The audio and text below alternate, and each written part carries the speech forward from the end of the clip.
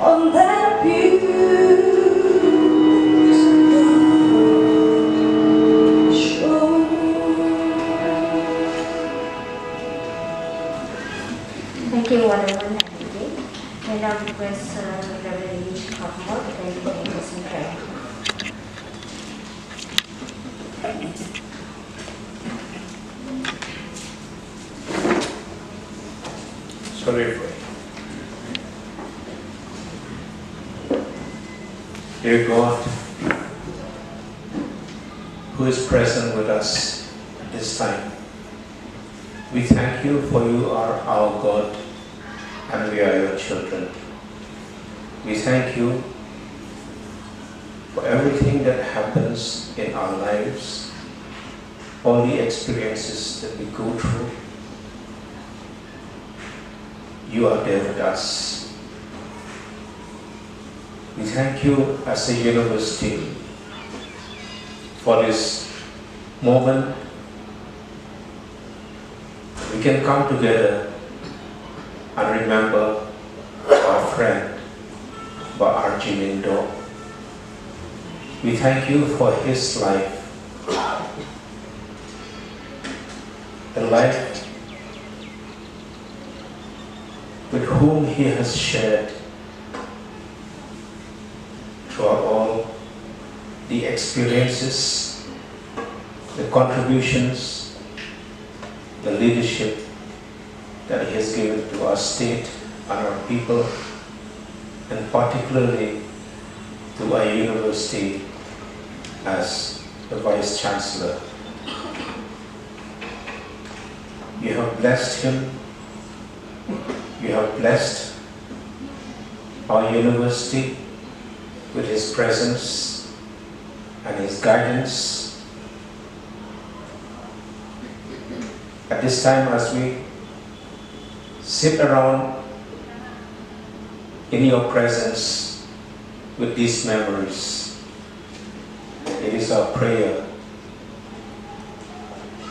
that He will continue to bless the members of His family.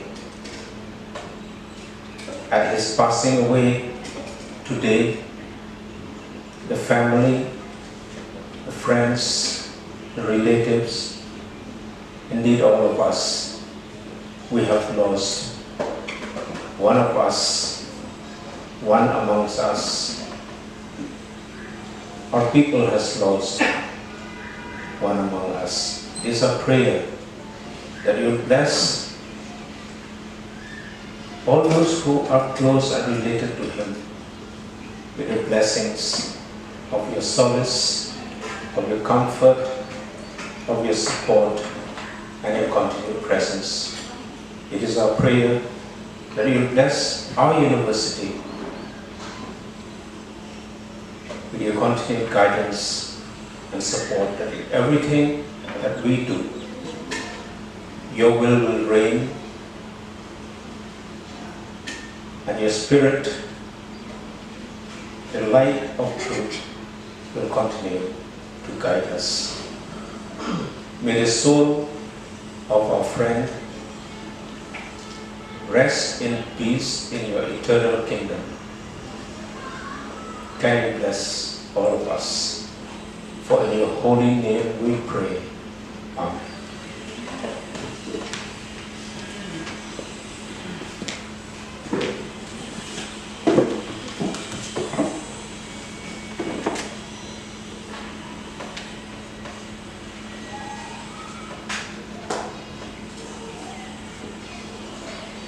A little bit about the life of Sir R.G, and then we can move on to the next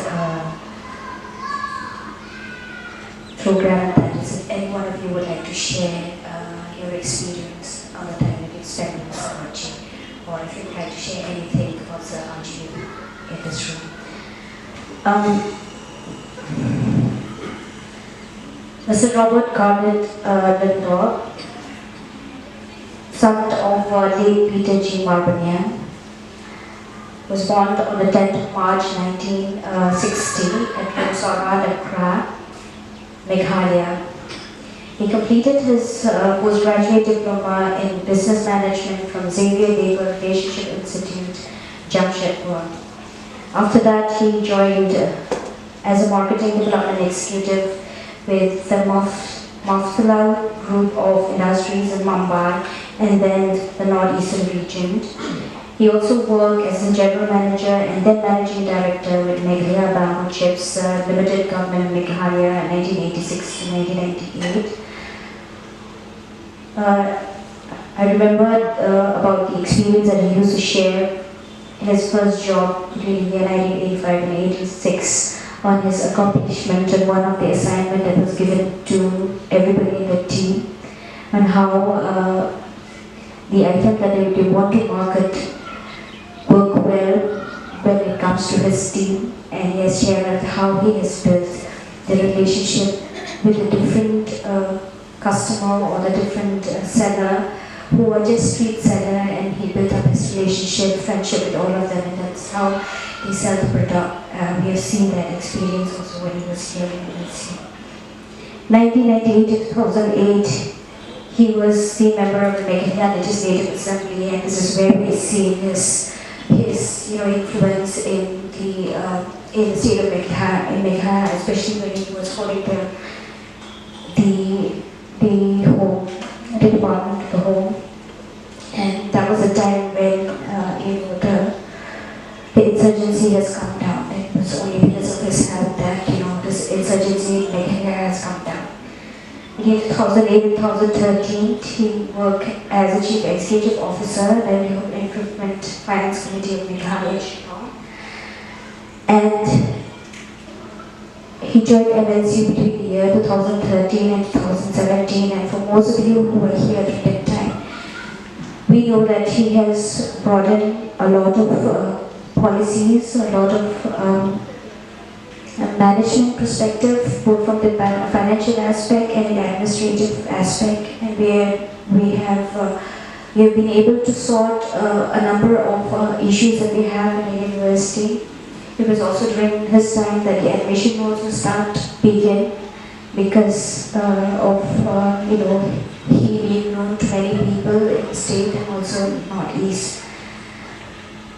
Sir R.G has a lot of interest writing, poetry, photography, music, and we know that he played the modern very well. Yeah, he did perform in our stage many times. During those times, we used to have our program, and when he's there, he used to perform. And I think in one of the programs of the Chile he had performed an item as well.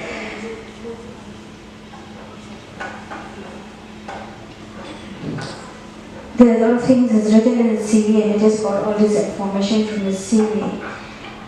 But before I give the time to me, I would like to share their experience with him.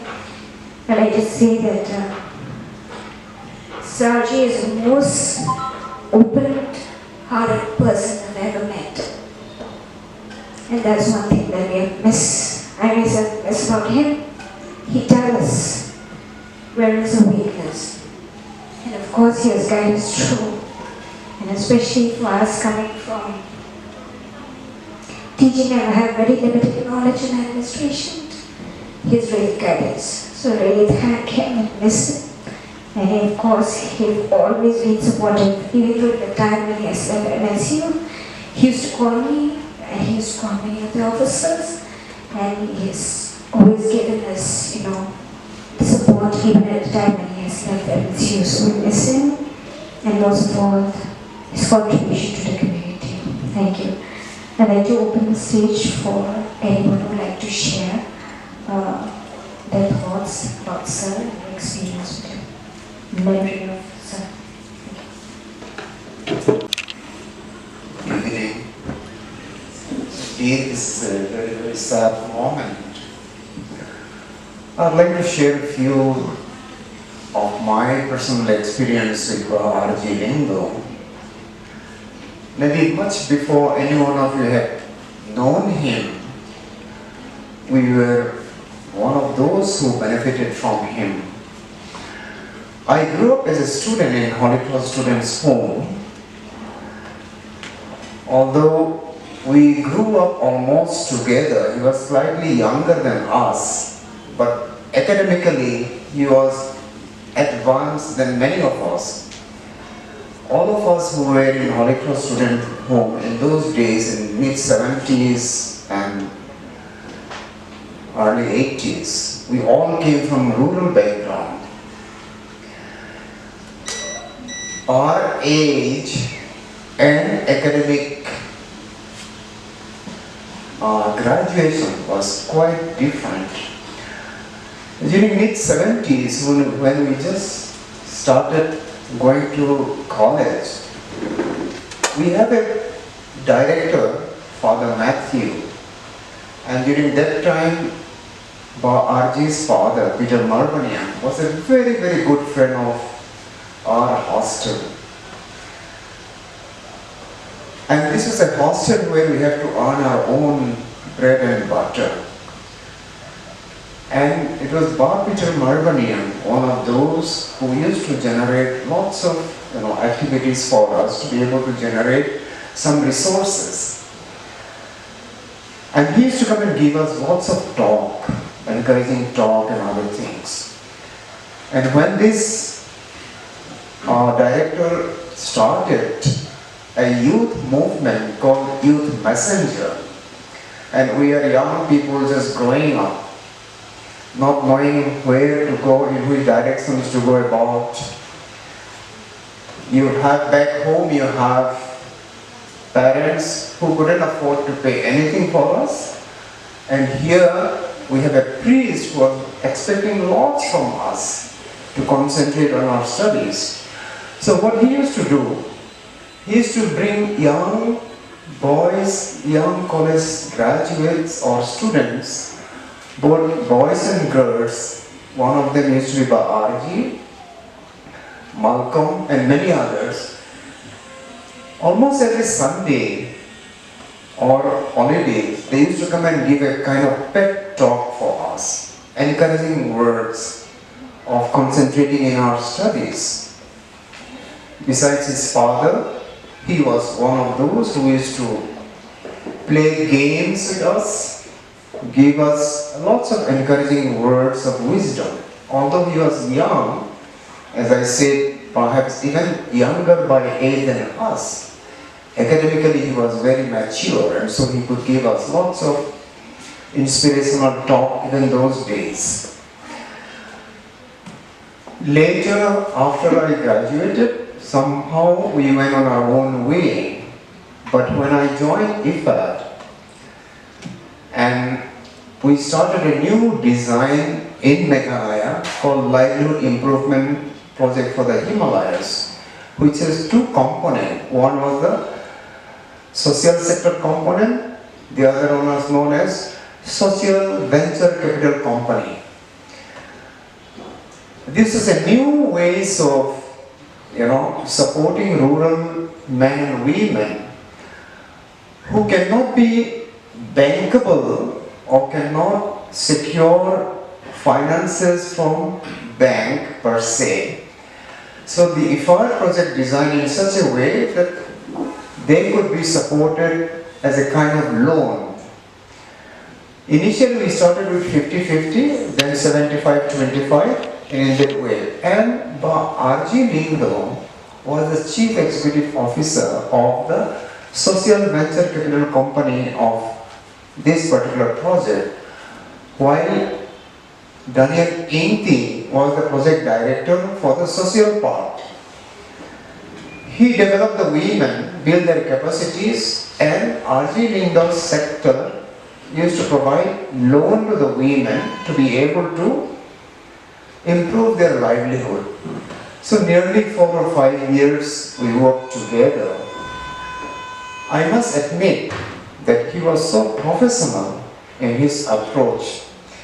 Many a times we had differences of opinion, but we respected this opinion of differences of each other. We from IFAD's side, we are very eager to give the women whatever they needed to support them, to give them credit. But he has his own ideas. He said they are not yet ready. So he has his own ways of looking at it. And therefore, somehow we journeyed together to make the project successful. And successfully the project was closed. And I must admit that enabled so many rural women to benefit from these small experiences, making them bankable. And through these experiences, many of these rural women, individually or as a group, became, let's say, confident of taking loan from the bank. And the bank also became confident on them. So today I would like to pay tribute to him, not just his contribution to MLCU, but also his contribution to my own and my friends' personal development in life during those formative years when we were just looking at the directions of our life as young people. And he was one of those who had really been part of individuals who oriented us, encouraging us to concentrate in our studies and in prayers. And he says things will follow as the good Lord would have designed for each one of us. When I joined MLCU, before I came here, I spent nearly 3 or 4 hours together with him, sharing his experiences of this, giving me tips and guidance of leading a university of this kind, where we have both challenges and opportunities. And he said that he really enjoyed here. He wished he could have contributed much, but then everything has its own time. That's what he told me. And he was very, very happy that the university to him was a growing institution. I was probably the only person in Shillong who did not know this person. And when I asked, what do you do? He said, I'm the education minister. Of course, I did a double take since I hadn't heard a siren or seen flashing red lights on a VIP vehicle screeching into the compound, nor was there a retinue of security, personal assistants or chamchas. My immediate mental reaction was, wow, politicians seem to be different in Meghalaya. It wasn't long before I was dispossessed of this fond idea. R.G. was also one of a kind politician. As education minister, he was chief guest at the inauguration of the MLCU campus in Rimbai. During the function, my young daughter clambered onto the stage, and I was a bit miffed at my wife for the disruption of this official event. But Bob was cool. He immediately picked up and carried the child, and I, not used to being with such informality, relaxed immediately. I used the word cool. If one had to describe Bob in one word, it would probably be cool. When he was Vice Chancellor at MLCU, he was generally dressed in jeans, casual shirt, earring and boots. And we often referred to him as our rock star VC. Even in this role, he carried himself lightly, constantly chatting with staff and students. Students loved his friendly manner and his light-mannered way of giving advice. Bob, as you know, had a postgraduate degree in management from the prestigious XLRI and started his career in the corporate sector. I once remarked that given his professional work, he could be appointed as a professor according to UGC rules. His response was, I don't think it will suit my image. And we both laughingly left it at that. In MLCU, he proved to be a dynamic leader, bringing in his organizational and management skills. In a year's time, he had streamlined important operational areas like human resources and finance. The growth of the university necessitated a move to a larger campus, and he led the move to the present Nongra campus. The university was going through a difficult time when he joined. His diplomatic skills helped calm the turbulent waters around us. He was a firm administrator. There was no ambivalence in his decisions. He could size up a situation quickly, weave through the details, and quickly arrive at a solution. Once a decision was made, he would sign the paper with his customary flourish and move on to the next thing. These attributes would have made him an ideal chief minister, one who would command respect. I always felt that he was the best chief minister that we never had. It was our loss that he gave up on politics. There are many people in the state who know about his firm actions against insurgency in the turbulent 90s. Those were the days when the insurgents would call a Bandh on Independence Day and Republic Day, and the entire city would be shut. On one of those days, as we all know, it has become part of the folklore of our state, R.G.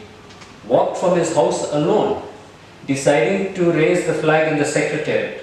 Along the way, people joined him, and by the time he reached the Secretariat, there were hundreds of people. This was a defining moment that actually broke the back of insurgency in our state. He had a natural confidence and fearlessness, in spite of threats to him and his family. I have spent evenings in his company while he recounted those stories. The atmosphere of that era and the caricature of some of the main actors of that turbulent era of the 90s are portrayed in his book, Who the Cap Fits, a story that follows the trials and tribulation of Crawford, a young man lured into the life of a militant. R.G. was the quintessential outgoing personality. In MLCU, we administer personality tests to all the new students each year, also to the new faculty. All of you are familiar with the Myers-Briggs personality indicator that we use. The test covers a range of attributes that is encapsulated finally into 4 letters. When he showed me the 4 letters that he had obtained from this test, it was exactly the same as mine. And I immediately felt a bond with this illustrious person. But one letter in his personality analysis puzzled me. It was the letter I, for introvert. How could this be? Surely this was a mistake. And when I asked him the question, he explained that he was by nature an introvert as a child, and that his current outgoing nature was a learned behavior that he picked up from observing and imitating his father. He leaves behind a multifaceted legacy. Perhaps he'll be most remembered as a straight politician, one of a rapidly vanishing breed. But his colorful personality was much more than that. During his time at MLCU, he often adorned the stage, not only with his speeches, but also with his harmonica. He was a deep connoisseur of art, poetry, and literature, and his book, A Point of View, contained poems of deep insight, some of which I have included in my classes. I know that many in this town know R.G. much better than me, and there will undoubtedly be peals of praise that will come from many others. There was no hidden side or mystique to this man. What you saw was what you got. I found this out and much more when we worked together closely for 4 years and traveled together in the Northeast and other parts of India. It was a special privilege to have gotten to know this larger-than-life man who touched the lives of so many and who has left a firm imprint on the landscape of our society. We will miss this illustrious son of the soil. Here is a snippet of verse from one of So-So Tham's poems, The Green Grass.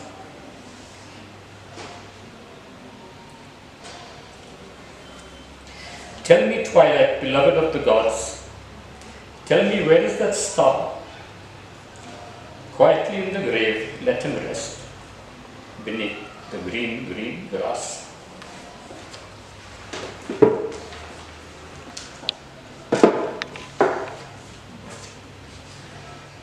R.G. Lyngdoh, R.G. Sir of what?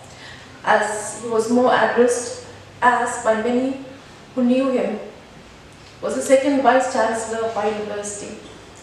Prior to coming to MLCU, he was already a well-known figure, a very respected man, not only in our state, but in the entire Northeast, perhaps in India. Everyone knew him.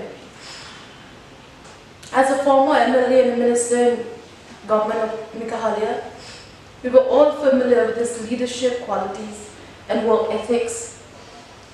With his reputation and leadership skills, we were eager and thrilled at his appointment as the Vice Chancellor of our young university. Of course, we were also a little uncertain for the role that he was going to take as the Vice Chancellor of University and academician. I still remember the day when we had the installation ceremony of R.G. Sir in the university. However, in little time after his installation, and to our surprise, he blended so well with the ethos and the philosophies of the university. He picked up all the essential academic requirement for an academician, which is required to run or lead a university. In fact, I can also say that he was a true academic leader. The incredible persona that he was, he pushed us to our limit, ensured the best came out of us. The admin staff, the officers then, the HODs especially, would bear testimony to this statement, how he pushed us and made sure that we were always on our toe, doing what we're supposed to do but in the right manner. At all times, he led the university from the front. Being a young at heart, he gelled so well with the young faculty, with the staff, with the students. By the time he reached the university, and from the time he gets down from his car to the time he reaches the 4th floor to enter his room, he would have greeted and spare some 2 to 3 minutes with each person that he meets on the way. And the same goes when he returns back home.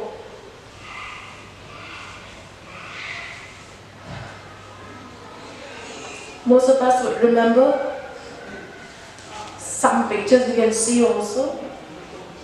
I mean, I can ask which VC will actually join with the student council to go kickstart an event. It was a university week, by participating in a flash mob, dancing with the students. And there was not a single faculty who joined him, nor the staff, nor the officer. I remember that day he came back here and he looked at me and said, "Why didn't you come? I was waiting for you and everyone else. You all ditched me." But he was R.G. He had no qualms of taking up any work in the university, and he would be very sincere with his work. His enthusiasm was contagious.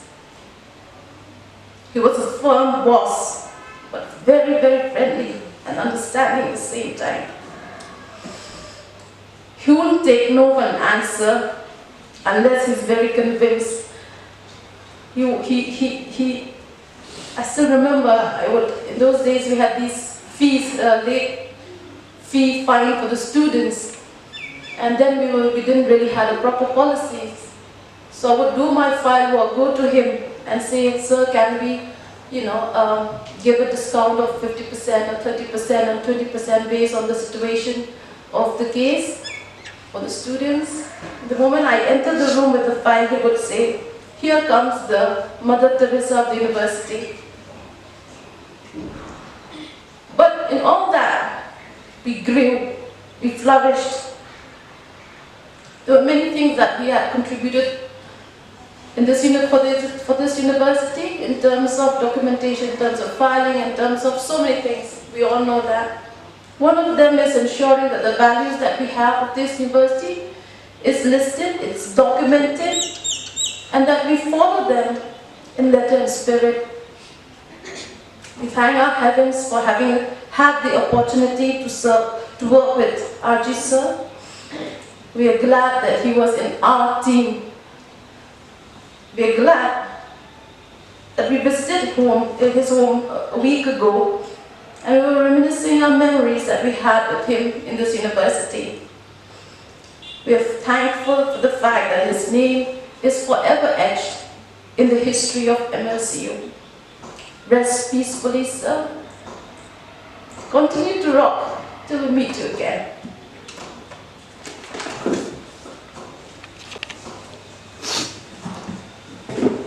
This might be illustrated. It's like, I wasn't here when there was a DC, but he was the one that was there when they held the interview, and he was the one that hired, that chose actually me to be part of this university.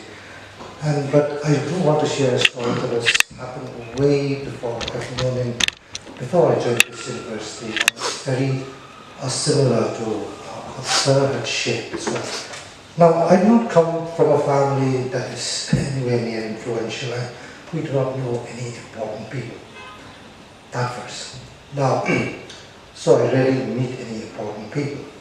But I remember when we were much, much younger, that friends and I decided to go to one of those reggae festivals that they used to have here.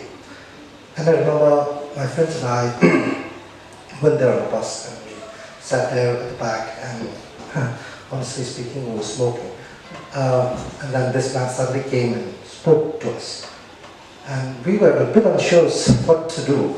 We hid our cigarettes behind us, and he just spoke to, anybody that knows him knows that he just speaks to anyone that went there. And then he just came and he spoke to us.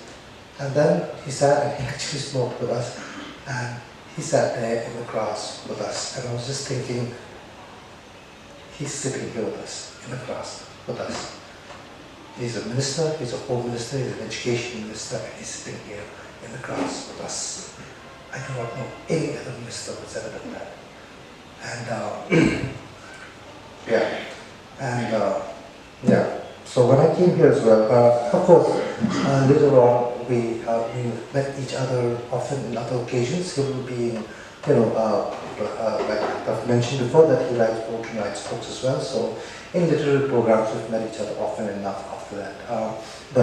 And we got to know each other. And even when I came here, he was the one taking the interview. I was actually surprised to see this. That no, Sama, he planned to join here, and he was the one that asked me the question like, where do you see yourself 5 years from now during the interview? And I simply replied to him cheekily, I said, working here. He laughed and said, good answer. And but after I went home, and then Ma'am Sama was the one who called me and says, yeah, you got the job, but how early can you join? I spoke to him. The second person that messaged me was Sir R.G, and this is what he said. He said, all the best, Sama. Pity we cannot get the opportunity to work with each other, but all the best and huge God bless. And rest in peace, sir.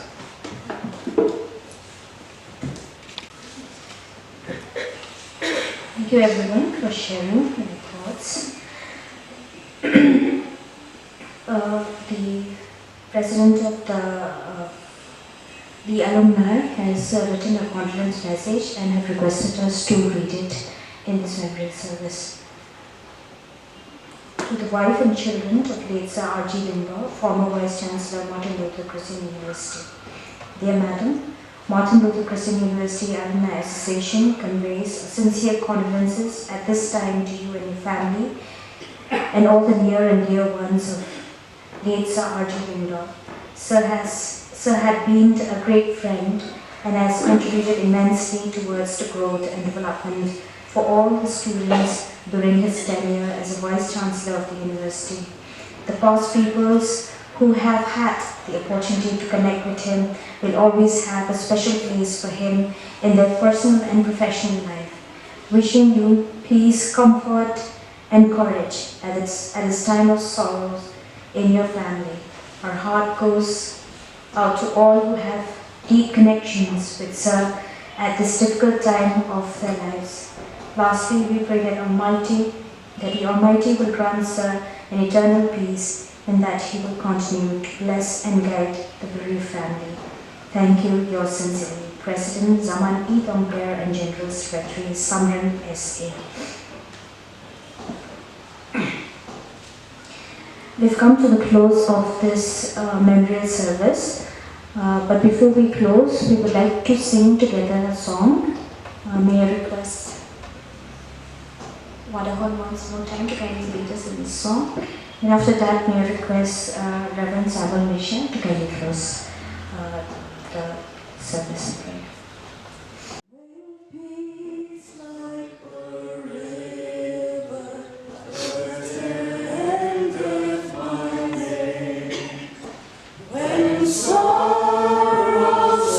Say